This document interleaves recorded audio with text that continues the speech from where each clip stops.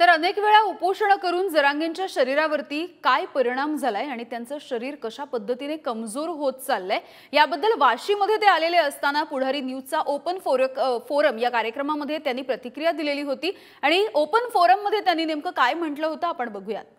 उपोषण इतके टोकाचे केले मी की इतके जीवावर बेततील ते की मलाही वाटलं नव्हतं इतके जीवावर बेततील ते। आताचा त्रास इतका आहे की मला 3-3, 4-4 वाजेपर्यंत झोप सुद्धा येत। पण हे समाजाला सांगून मला भावनिक नाही करायचं, पण मला काही कारण ते आहेत की मला झोप सुद्धा येत, भूक सुद्धा लागत नाही त्यामुळे, कारण ते शरीरच साथ देत नाही।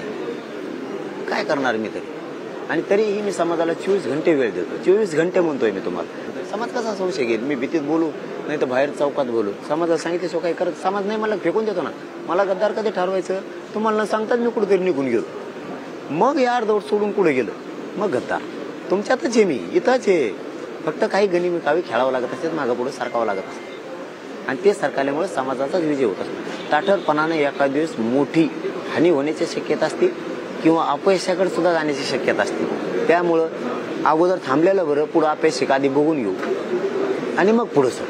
हे बघा, शरीर तर शेवटी शरीरच, त्याच्यात शक्ती पण असायला लागते आणि त्याच्यातला कमजोरपणाही नसला पाहिजे, आणि ती सगळ्यात माझ्यात आहे सध्या। पण मी ही शक्ती लढतोयच, फक्त एकच आहे, छत्रपती शिवरायांचा विचार मानतो म्हणून माझ्यात बळ येतं, आणि मी क्षत्रिय मराठा। जोपर्यंत जीव आहे, म्हणजे वर मुंडकं नसलं खाली हात नसले आणि एक जरी हात असला तरी क्षत्रिय हा लढणारच। तसा मी लढणारच, मी हटणारच नाही, शेवटच्या क्षणापर्यंत लढणार।